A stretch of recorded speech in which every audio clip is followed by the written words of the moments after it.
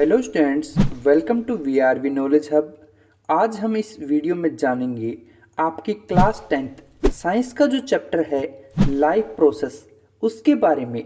ये वीडियो इस life process का इंट्रोडक्शन वीडियो रहेगा, जिसके अंदर हम जानेंगे कि इस चैप्टर में हमें किन किन टॉपिक्स का डिस्कस करना है, जैसे न्यूट्रिशंस क्या है, रेस्पिरेशंस क्या होता है, ट्रांसपोर्टेशन सिस्टम क्या होता है और एक्सक्रीशन सिस्टम क्या होता है। तो वीडियो में आगे बढ़ने से पहले अगर आप हमारे चैनल पर नए हैं तो चैनल को सब्सक्राइब जरूर कर लेना। तो चलिए चैप्टर का इंट्रोडक्शन स्टार्ट करते हैं। देखिए, जितने भी ऑर्गेनिजम्स होते हैं, यानी कि जितने भी जीव जंतु होते हैं, उन सभी को जिंदा रहने के लिए बहुत कुछ करना पड़ता है। उनके शरीर में बहुत सारे फिजिकली प्रोसेस होते हैं और साथ ही साथ केमिकली प्रोसेस भी एक साथ काम करते हैं। तो जो सारे प्रोसेस एक लिविंग बीइंग को जिंदा रखने के लिए, दैट मीन लाइफ को प्रिसिस्ट करने के लिए जरूरी होता है, उन सारे प्रोसेस को लाइफ प्रोसेस कहा जाता है। चाहे वह इंसान हो या किसी भी तरह का जानवर हो या पेड़ पौधे हो, सबको एनर्जी की जरूरत होती है। वो जरूरत क्यों होती है? देखिए, जो जीव जगत, जो लिविंग वर्ल्ड है ना, उनके बीच एक कंपटीशन होता है, एक हार्ड कंपटीशन होता है जिंदा रहने के लिए। भले ही हम इंसानों ने इस कंपटीशन को ना के बराबर कर दिया हो, लेकिन रियल वर्ल्ड जो है, लिविंग ऑर्गेनिज्म्स का वर्ल्ड जो है, वहां पर ये कंपटीशन आज भी जारी है। वो बहुत ज्यादा है जिंदा रहने के लिए। और वही हमारा जो एनवायरनमेंट है, वो एनवायरनमेंट एक तरह का नहीं होता, वो कंटिन्यूसली चेंज कर रहा होता है। तो कंटिन्यूसली चेंज के कारण और उस कंपटीशन के कारण क्या होता है कि बॉडी में, ऑर्गेनिजम्स के बॉडी में तरह तरह का वियर एंड टियर्स जाता है। उस वियर एंड टियर्स को ठीक करने के लिए बॉडी को चाहिए होती है एनर्जी। और साथ ही साथ चूंकि कंपटीशन है, तो जीव जंतु जो हैं वो इधर उधर भागते दौड़ते रहते हैं, तो इसके लिए भी उन्हें एनर्जी चाहिए। तो ये जो एनर्जी है, ये एनर्जी इनको कहाँ से मिलती है? अगर पेड़ पौधों की बात करें तो वो फोटोसिंथेसिस से, सूरज की रोशनी से, और एटमॉस्फेयर से कार्बन डाइऑक्साइड, और फिर जमीन के नीचे से पानी को एब्जॉर्ब करते हुए वो अपना खाना बना लेते हैं। लेकिन बाकी जो जीव जंतु हैं, जो उन पेड़ों पर डिपेंडेंट हैं, पेड़ पौधों पर, वो उसी को खाना बना लेते हैं। तो उस खाने के लिए वो इधर उधर भटकते हैं। इन्हें मूव करना पड़ता है, एक जगह से दूसरी जगह इन्हें मूव करना पड़ता है। और जब ये पेड़ पौधों को खाते हैं तो पेड़ पौधों में वियर एंड टियर्स होते हैं। तो इसे भी ठीक करने के लिए पेड़ पौधों को एनर्जी की जरूरत होती है। और इन जीव जंतुओं को भी इधर उधर मूव करने के लिए, वियर एंड टियर्स को ठीक करने के लिए एनर्जी की रिक्वायरमेंट होती है। तो वो एनर्जी मिलती है खाने से। पेड़ पौधे तो फोटोसिंथेसिस से खाना बना लेते हैं। जीव जंतु क्या हैं जो उस पर डिपेंडेंट है, वो उन पेड़ पौधों को खाकर जिंदा रहते हैं। जिंदा रहने के लिए सबसे पहली चीज जो चाहिए होती है वो है न्यूट्रिशंस। न्यूट्रिशंस मतलब वो प्रोसेस जिससे कि हम सोर्स ऑफ एनर्जी के तौर पर हम बाहर से कुछ चीजें अपने अंदर डालते हैं। जैसे कि हम खाना खाते हैं, उससे हमें एनर्जी मिलती है। पेड़ पौधे क्या करते हैं? वो फोटोसिंथेसिस करते हैं, बाहर से कार्बन डाइऑक्साइड लेते हैं, जमीन से पानी लेते हैं, फिर सनलाइट की एनर्जी को ट्रैप करते हैं। इस तरह से बाहर से कोई चीज सोर्स ऑफ एनर्जी के तौर पर अगर हम बॉडी के अंदर डालते हैं तो उस प्रोसेस को न्यूट्रिशंस कहा जाता है। फिर आगे कॉम्प्लेक्स ऑर्गेनिजम्स में क्या होता है? वहीं पर खाना चाहिए डाइजेस्ट होना, फिर वहीं पर ये खाना डाइजेस्ट होता है और उससे हमें एनर्जी मिलती है। अब देखिए, जो कि हम खाते हैं वो रिएक्ट करता है। नॉर्मली हम अगर बात करें तो वो रिएक्ट करता है ऑक्सीजन के साथ मोस्टली, और साथ ही साथ करता है एनर्जी रिलीज।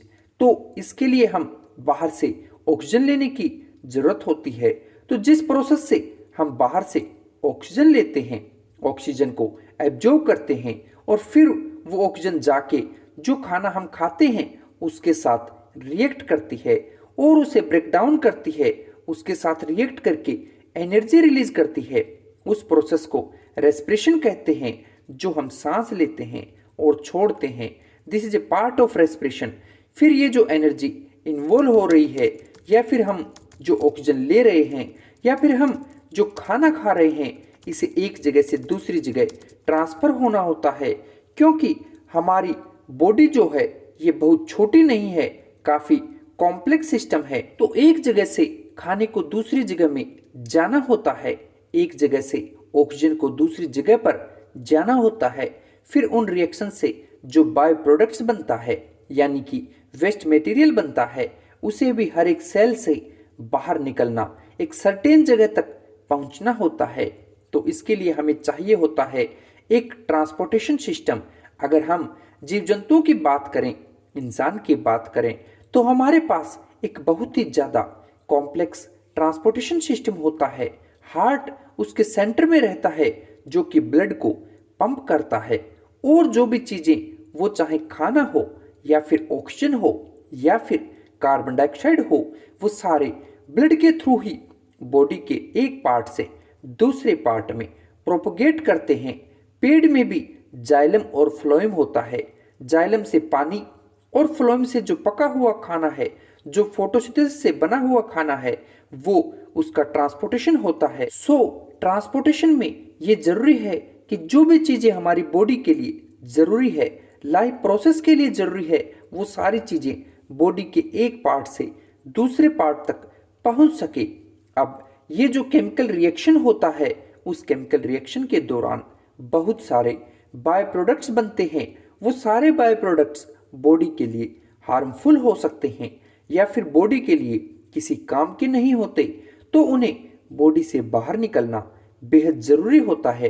तो ये भी एक ज़रूरी प्रोसेस होता है। तो उसे बाहर निकलने का जो प्रोसेस है, इस प्रोसेस को एक्सक्रीशन कहा जाता है।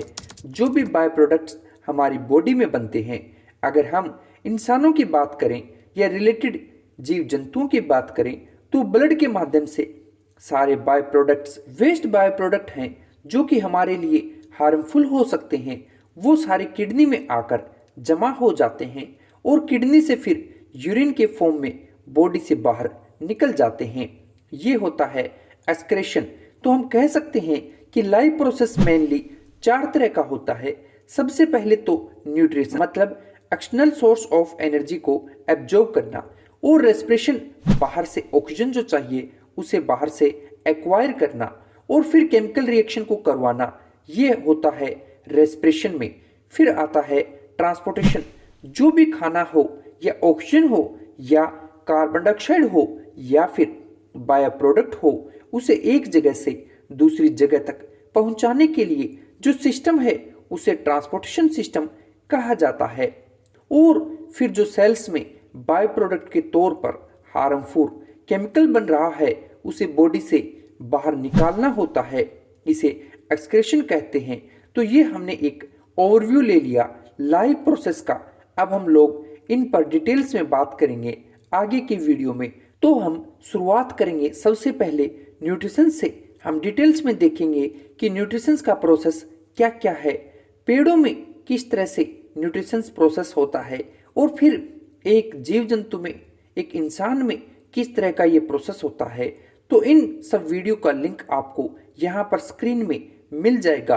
अब जाते जाते मैं आपको बता दूं कि 10th के लिए लाइव प्रोसेस के सारे वीडियोज का जो प्लेलिस्ट होगा, उसका लिंक आपको डिस्क्रिप्शन बॉक्स में मिल जाएगा। तो मिलेंगे अगले वीडियो में, तब तक के लिए गुड बाय।